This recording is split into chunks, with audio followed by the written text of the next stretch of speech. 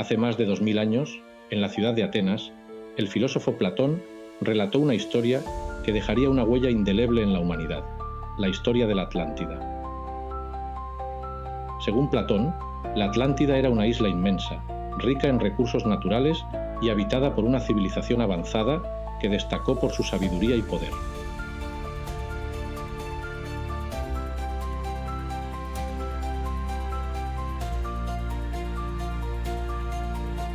Era un lugar donde templos dorados se alzaban sobre colinas, rodeados de vastas llanuras fértiles y un sistema de canales que conectaban la ciudad con el océano.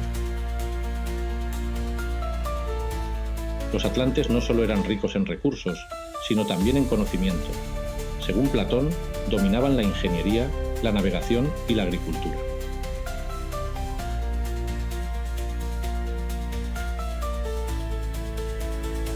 Pero esta grandeza no duró. La ambición y el deseo de poder corrompieron a los atlantes, y su caída fue inevitable. Según Platón, los dioses los castigaron, sumergiendo su isla bajo el mar en un solo día y una noche.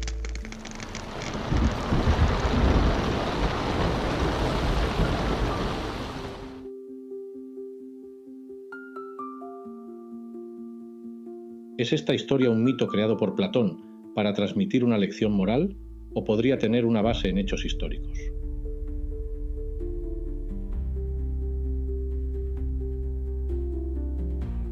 La mayoría de los expertos coinciden en que la Atlántida era una alegoría, una advertencia sobre los peligros de la arrogancia y el exceso humano. Platón era un filósofo, no un historiador. Sin embargo, hay quienes creen que esta historia pudo basarse en tradiciones orales o relatos antiguos que llegaron a los griegos a través de los egipcios.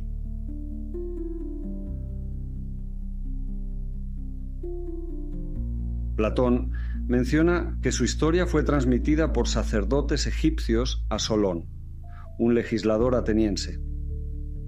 Es posible que la Atlántida sea un recuerdo de una civilización real, perdida por catástrofes naturales. Platón situó la Atlántida más allá de las columnas de Hércules, en lo que hoy conocemos como el Estrecho de Gibraltar. Describió una isla con vastas llanuras fértiles, rodeada de montañas que la protegían.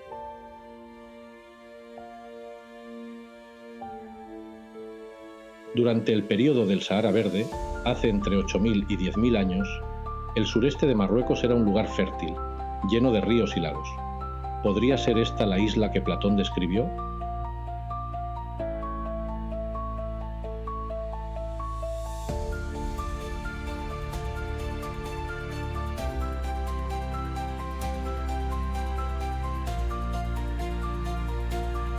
Algunos estudiosos han señalado que la región de Sus Massa y sus alrededores en Marruecos encajan sorprendentemente con las descripciones de Platón.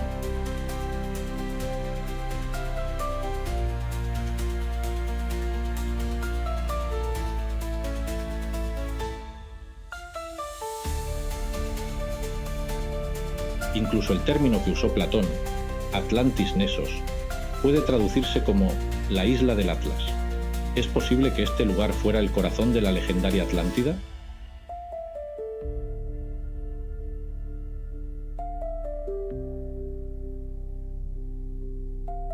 ¿Podrían las palabras de Platón ser el eco de una civilización real perdida en el tiempo? Quizás la respuesta esté más cerca de lo que pensamos.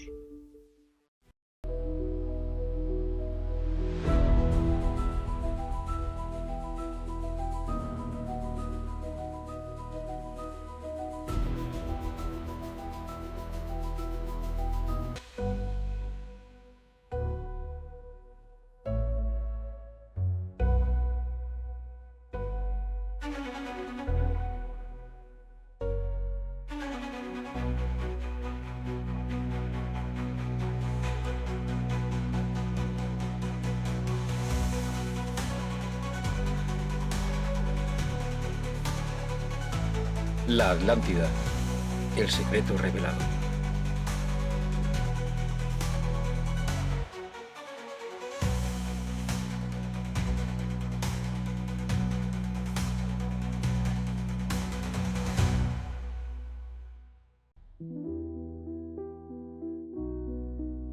Platón, filósofo griego, primero en mencionar la Atlántida, del cual hasta la fecha nos sigue causando misterio de si alguna vez pudo existir dicha civilización, o es toda una leyenda filosófica para despertar nuestra curiosidad o corregirnos a la hora de encontrar nuestro equilibrio natural y cósmico. ¿Queréis conocer el motivo de su relato? Platón describe la Atlántida en dos de sus diálogos, Timeo y Critias. En estas obras, la historia de la Atlántida se presenta como una antigua civilización que existió miles de años antes de su tiempo, una civilización avanzada en términos de tecnología, cultura y poder.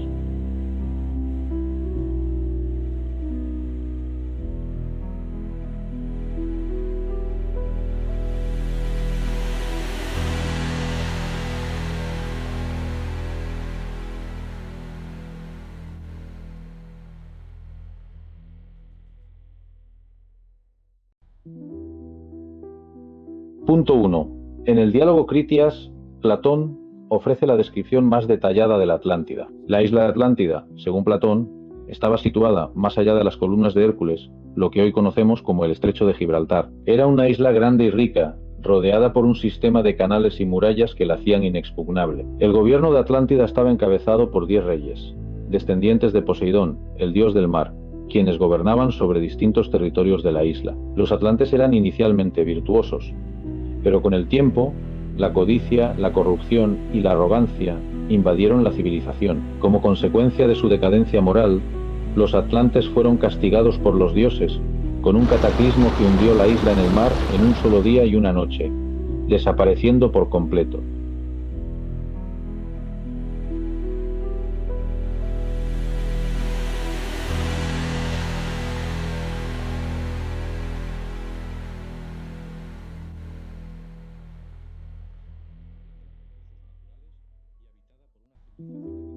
Punto 2.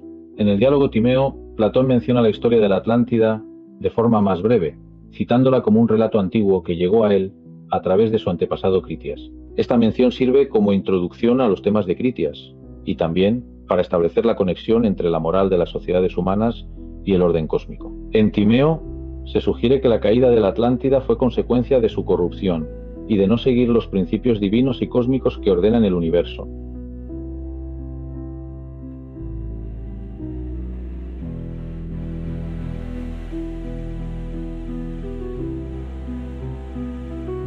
Platón utiliza en propósito la historia de la Atlántida para reflexionar sobre la naturaleza de las civilizaciones y la moralidad humana. A través de la Atlántida, Platón transmite una advertencia sobre los peligros de la arrogancia y la corrupción en el poder. La desaparición de la Atlántida se convierte en una metáfora del destino que aguarda a las sociedades que se alejan de los principios de justicia y virtud.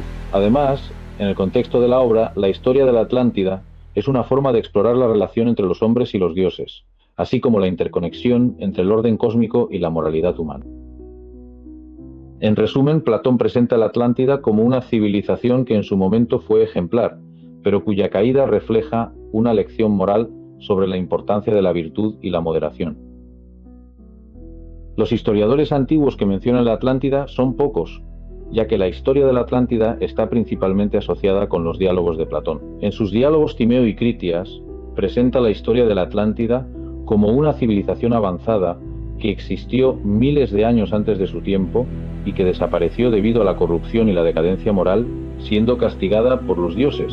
Es la fuente primaria para la leyenda de la Atlántida.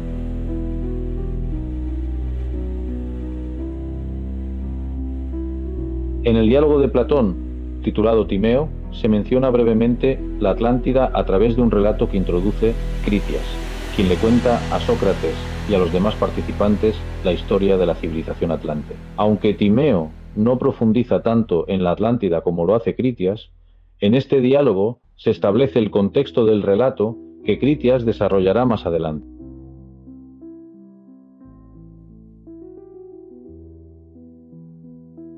Timeo, el personaje que da nombre al diálogo, no habla directamente de la Atlántida, pero menciona que la historia fue contada por sus antepasados y que según estos relatos, la Atlántida fue una civilización muy avanzada y poderosa que existió miles de años antes de la época de Platón. En el Timeo, Platón utiliza este relato para subrayar la idea de que el orden del mundo, los ciclos cósmicos y las catástrofes naturales, como la desaparición de la Atlántida, son el resultado de una interacción entre fuerzas divinas y humanas. Por lo tanto, Timeo no ofrece muchos detalles específicos sobre la Atlántida, sino que pone la historia en un contexto filosófico más amplio, relacionado con la cosmología y la moralidad. Es en el diálogo Critias, donde se detalla más ampliamente la historia de la Atlántida, su caída y la enseñanza que Platón quiere transmitir a través de este relato. Sin embargo, algunos otros historiadores y pensadores antiguos hacen referencia a la Atlántida o a relatos relacionados, ya sea como parte de mitos o como influencias filosóficas. Estos son los más relevantes. Diodoro Sículus, un historiador griego del siglo I a.C., que menciona la Atlántida en su obra Biblioteca Histórica. Sin embargo, Diodoro no ofrece detalles tan específicos como Platón, y se refiere a la Atlántida como una isla legendaria y poderosa, sin profundizar en su caída o destrucción. La Atlántida de Diodoro Sículus.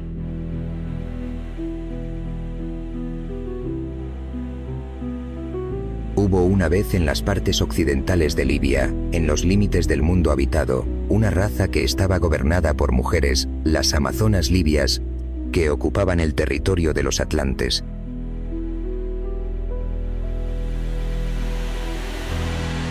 La Atlántida debería estar situada cerca de los límites occidentales del mundo antiguo, en Libia. Su hogar estaba en una isla que, por estar en el oeste, se llamaba Espera, y se encontraba en el pantano Tritonis. Este pantano estaba cerca del océano que rodea la Tierra, el Atlántico.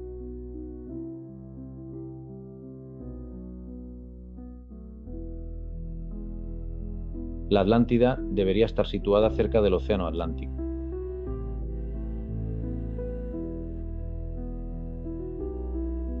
Y este pantano estaba también cerca de aquella montaña a la orilla del océano que es la más alta de las que hay en las cercanías y que incide sobre el océano y que los griegos llaman Atlas.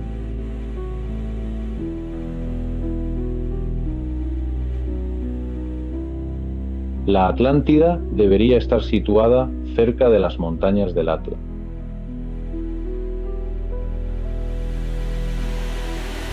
Y este pantano también estaba cerca de Etiopía.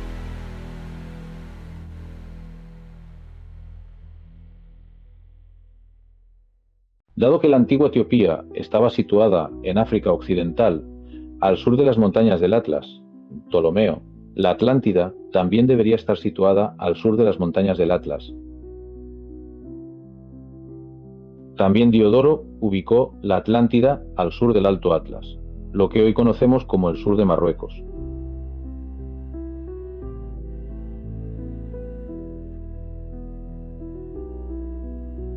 Máximo de Tiro. Filósofo neoplatónico del siglo I después de Cristo, quien hace referencia a la Atlántida como parte de las leyendas antiguas. En sus discursos menciona la Atlántida de manera filosófica, reflexionando sobre el significado de las civilizaciones antiguas y su relación con los mitos y la sabiduría, aunque de manera más filosófica y menos narrativa, en comparación con Platón o Diodoro Sículo.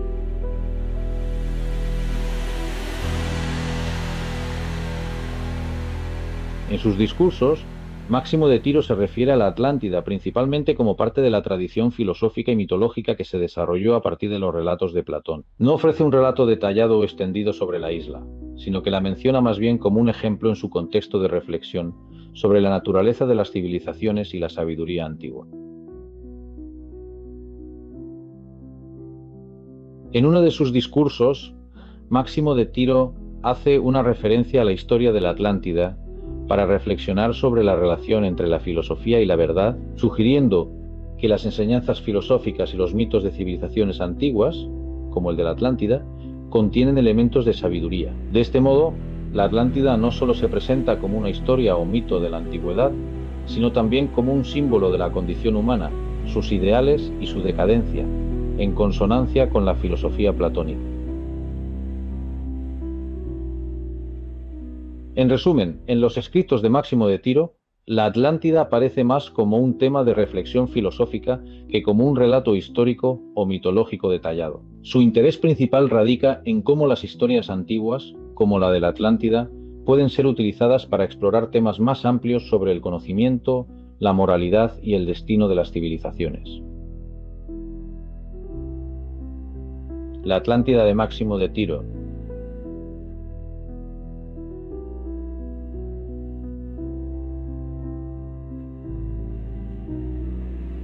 Los libios de Hesperia habitan una estrecha franja de tierra rodeada por el mar. El océano envuelve el extremo de esta isla con fuertes olas y corrientes.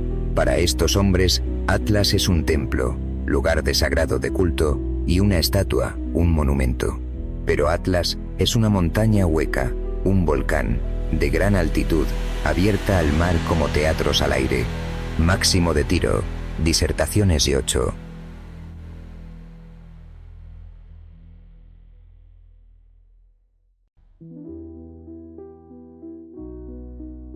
Y en la región media de la montaña y del mar hay un valle profundo, fértil y bien plantado de árboles. En este valle se pueden ver frutos colgando de los árboles, que, vistos desde la cima, parecen estar en el fondo de un pozo. Pero no es posible descender a él, porque es escarpado y no es lícito. El prodigio de este lugar es el océano, que inunda la costa y no solo se derrama sobre las llanuras, sino que corona con sus olas al propio Atlas. También se puede ver el agua subir por sí sola como un muro. Este es el templo y la deidad, el juramento y la estatua de los libios. Máximo de Tiro, Disertaciones y 8.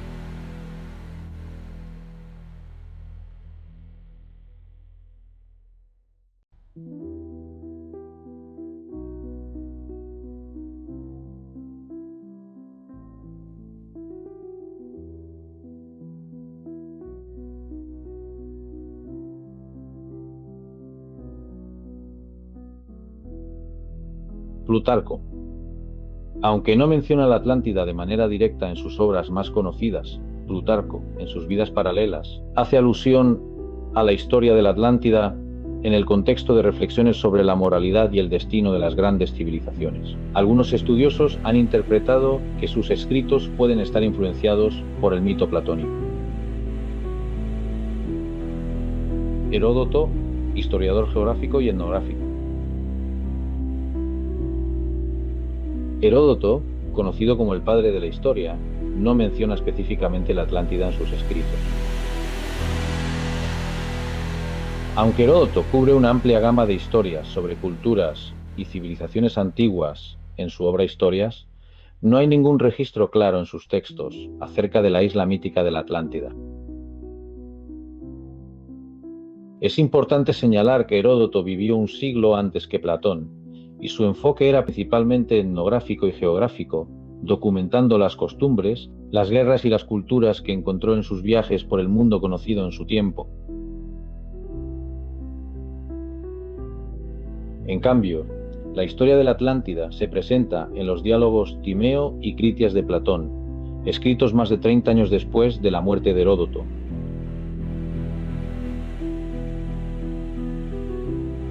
Si bien Heródoto recopiló leyendas y mitos sobre diferentes civilizaciones, como los egipcios, los persas y los escitas, no hay evidencia de que haya abordado la historia de la Atlántida en sus escritos. De hecho, la Atlántida parece ser un tema exclusivo de Platón, quien lo utilizó para transmitir lecciones filosóficas sobre la moralidad, el poder y la decadencia de las civilizaciones.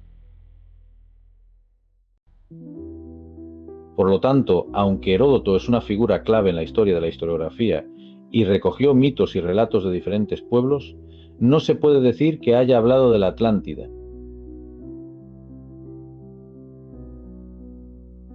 Además de estos historiadores, otras fuentes secundarias, como ciertos autores romanos, cristianos y medievales, también mencionan la Atlántida de manera indirecta, muchas veces a través de la interpretación o la transmisión de la historia de Platón.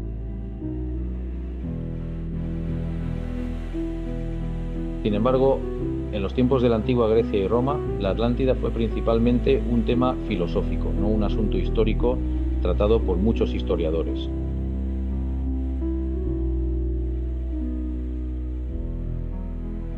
Entonces, ¿por qué la llaman la isla hundida? La Atlántida, que decíamos que era una isla, ahora se encuentra hundida por los terremotos y ha creado una barrera de lodo infranqueable.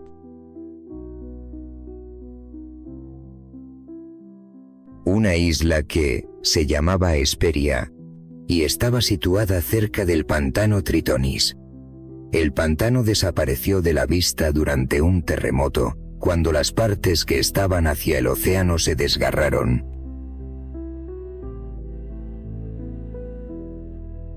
Los libios de Hesperia habitan una estrecha franja de tierra rodeada por el mar. El extremo de esta isla está rodeado por el océano con fuertes olas y corrientes. El prodigio de este lugar es el océano, que inunda la costa y no solo se derrama sobre las llanuras, sino que corona con sus olas al mismísimo Atlas. También se puede ver el agua elevarse por sí sola como un muro. Máximo de Tiro, Disertaciones 8.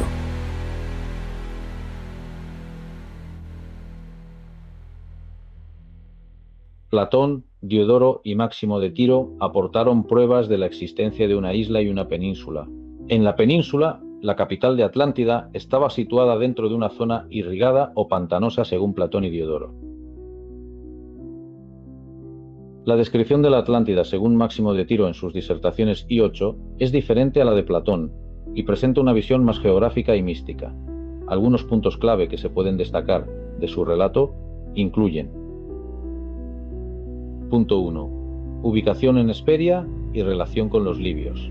Máximo de Tiro ubica esta tierra en Hesperia, un término que en la antigüedad podía referirse al oeste de África o a la península ibérica. Habla de los libios de Hesperia, lo que podría sugerir una conexión con el norte de África o con pueblos bereberes.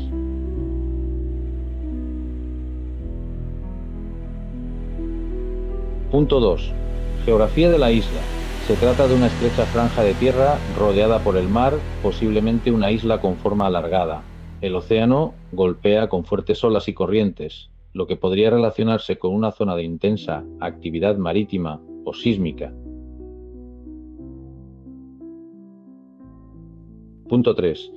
El monte Atlas, como un centro sagrado y un volcán, describe a Atlas como un templo y una estatua, indicando que los habitantes veneraban este lugar como algo sagrado. Sin embargo, Atlas no solo es un símbolo, sino una montaña hueca, un volcán, que se abre al mar como un teatro natural. Esto sugiere actividad volcánica y una posible formación geológica con forma de teatro. Punto 4. Un valle fértil e inaccesible. En la región entre la montaña y el mar hay un valle profundo y fértil, lleno de árboles y frutos. Desde lo alto, los frutos parecen estar en el fondo de un pozo, lo que sugiere que el valle es muy profundo y empinado. Sin embargo, el acceso está prohibido, ya sea por razones naturales o religiosas. De ahí la expresión no es lícito. Punto 5. Fenómenos marinos extraordinarios. El océano inunda la costa y llega incluso a la montaña, lo que podría sugerir un fenómeno de mareas extremas o tsunamis. Menciona que el agua sube sola como un muro, lo que podría ser una descripción de grandes olas o de una interpretación mítica de un maremoto o marejada. Interpretación de esta Atlántida. La descripción de Máximo de Tiro no coincide exactamente con la de Platón, ya que menciona el inicio de la civilización atlante en una isla quien recibe su nombre por el monte sagrado Atlas, pero sí comparte algunos elementos de una civilización avanzada rodeada por el mar y con un monte sagrado en el centro. Algunos han interpretado este pasaje como una posible referencia a las Islas Canarias, especialmente Tenerife, con el Teide como Atlas, que hace más de 12.000 años pudiera haber sido mucho más alta antes de hundirse en sí mismo debido a un cataclismo natural, por erupción o terremoto.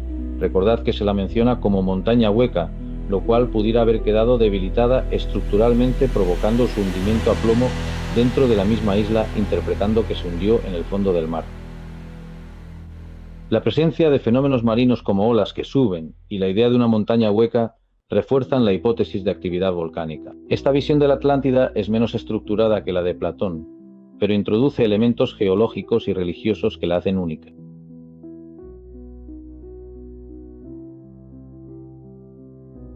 Platón y Diodoro, quienes mencionan la ciudad capital de Atlántida en una península, dieron evidencia de los terremotos, máximo de Tiro del tsunami. Cuando hablamos de una península hablamos de un terreno menor conectado con otro terreno mayor. Hoy conocemos el término continente, a un terreno que abarca la mayor parte de una placa tectónica, pero para aquel entonces no existía el término continente. África era Libia al norte y Etiopía al sur, sin mencionar Asia Menor, que comenzaba justo en el estrecho terreno que conectaba con Asia como la conocemos hoy.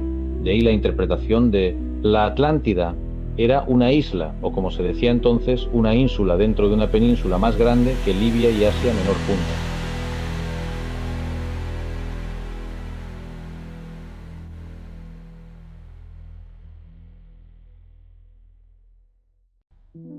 Esto lo debemos interpretar como que la isla de Atlántida pertenece a la península también como pueblo atlante de Libia. La suma de Libia, Asia Menor y Etiopía crean la evidencia que la península a la que pertenece la isla de Atlántida es más grande que Libia y Asia Menor juntas.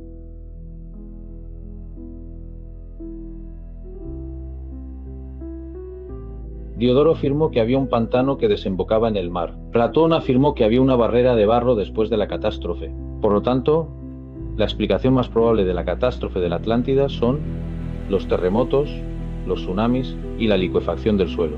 Los terremotos causados por la placa tectónica, es decir, la falla del Atlas Sur, devastaron la capital de Atlántida y probablemente gran parte de la llanura de sus masas.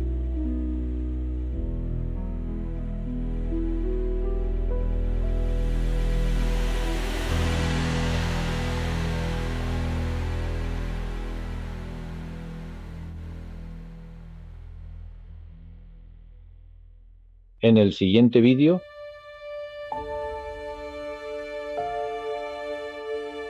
la Atlántida no solo era una civilización avanzada.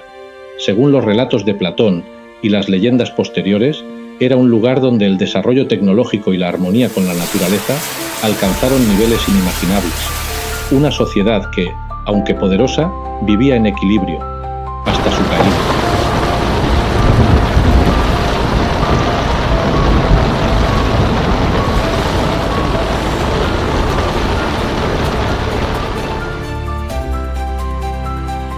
Platón describe a la Atlántida como una ciudad diseñada con precisión matemática. En su centro, un palacio majestuoso rodeado de canales concéntricos conectados por puentes. Una obra maestra de la ingeniería urbana. Los edificios de la Atlántida eran monumentales. Se decía que estaban adornados con metales preciosos, especialmente el oricalco, un metal legendario que, según Platón, decoraba los templos y edificios de los atlantes, brillando con un intenso resplandor rojizo.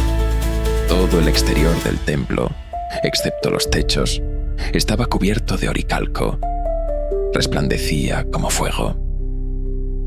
Su nombre, del griego cobre de montaña, lo describe como valioso y comparable al oro. Algunos lo consideran un mito, otros lo relacionan con aleaciones como el latón, pero su verdadera naturaleza sigue siendo incierta. Incluso se han hallado lingotes en naufragios del Mediterráneo que podrían acercarse a su composición. El oricalco, real o simbólico, sigue siendo un enigma fascinante, un rastro del esplendor atlante y un puente entre el mito y la historia.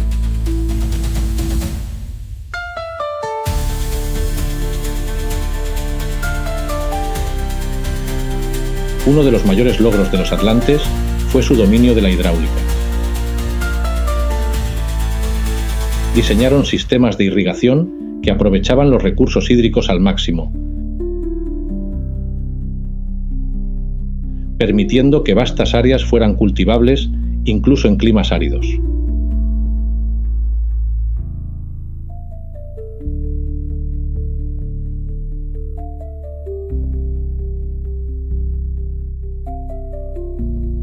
Algunas leyendas, aunque más modernas, sugieren que los atlantes incluso utilizaban cristales energéticos.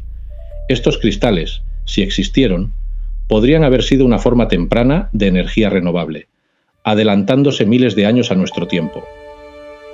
La idea de los cristales energéticos podría ser una interpretación mística de un conocimiento científico perdido. Tal vez usaban materiales piezoeléctricos o tecnologías similares para generar energía.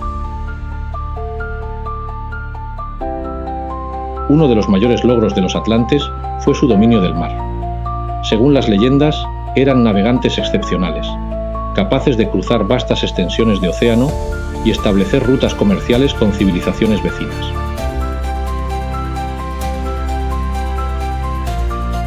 Los barcos atlantes, diseñados para navegar tanto en aguas costeras como en alta mar, habrían conectado la isla con Egipto, Mesopotamia y otras culturas del Mediterráneo y el Atlántico. Estas rutas no solo transportaban mercancías, sino también ideas, conocimiento y tradiciones. Es plausible que los relatos sobre la Atlántida sean ecos de civilizaciones marítimas reales que existieron y comerciaron con Egipto. Las similitudes arquitectónicas y mitológicas sugieren un intercambio cultural significativo. Algunos investigadores creen que los atlantes pudieron haber influido en la arquitectura y el conocimiento astronómico de los egipcios, quienes a su vez perpetuaron estas tradiciones a través de sus propios monumentos y mitos.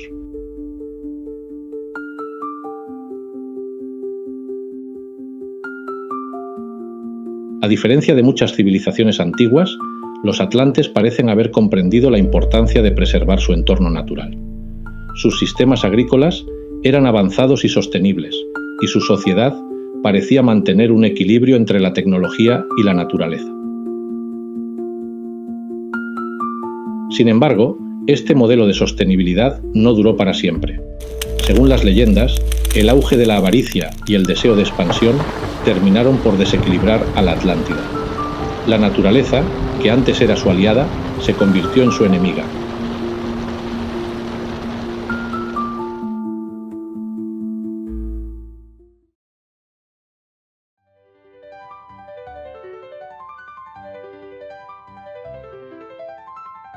La mitología griega habla de un jardín maravilloso, el jardín de las Hespérides, donde crecía un árbol que producía manzanas doradas. Estas manzanas, según algunos estudiosos, podrían representar el fruto del árbol de Argán, conocido por su valor único y sus múltiples usos. El árbol de Argán, endémico de las llanuras del actual Marruecos, habría sido una fuente esencial de alimentos y aceites para los atlantes. Sus frutos, que brindan un aceite valioso y nutritivo, podrían haber sido vistos como un símbolo de prosperidad, tan preciado como el oro. Árboles que proporcionan alimentos líquidos, sólidos y ungüentos. Es posible que el jardín de las Hespérides no sea solo un mito, sino un recuerdo distorsionado de los recursos naturales de la Atlántida. Platón afirmó que el relato de la Atlántida fue transmitido por sacerdotes egipcios a Solón, un legislador ateniense. Según estos sacerdotes, la Atlántida existió miles de años antes de su propia civilización, durante una época en la que grandes cataclismos transformaron la Tierra.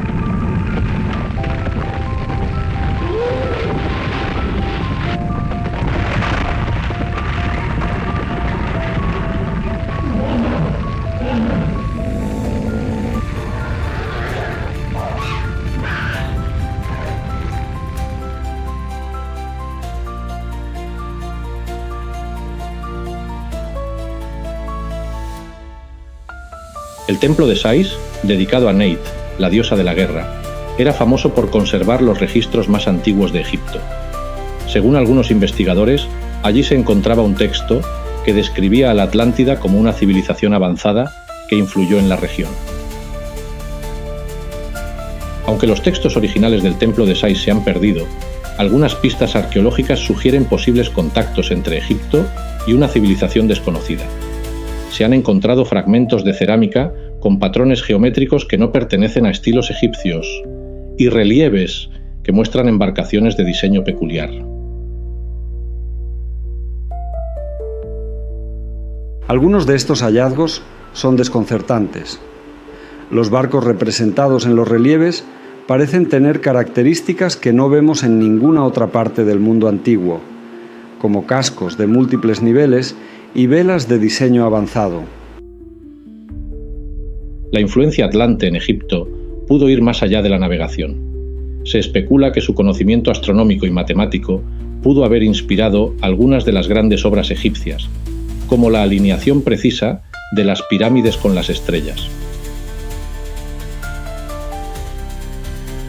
¿Es posible que Egipto haya sido el guardián de la memoria de la Atlántida? Y si es así, ¿qué más podríamos descubrir en las ruinas de este antiguo templo o en otras partes de Egipto que conecten ambas civilizaciones?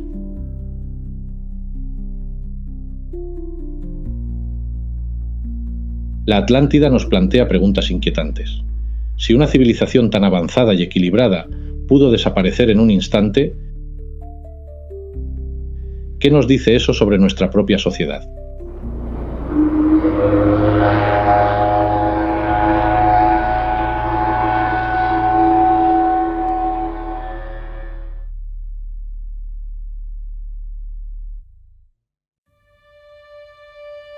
La Atlántida no solo es un mito, sino una advertencia, una civilización que lo tenía todo, pero que sucumbió a su propia ambición. Si los atlantes eran tan avanzados, ¿cómo pudieron desaparecer tan repentinamente? ¿Y dejó su legado alguna huella en el mundo moderno? Quizás la Atlántida sea más que un mito. Tal vez sea un reflejo de lo que podríamos llegar a ser.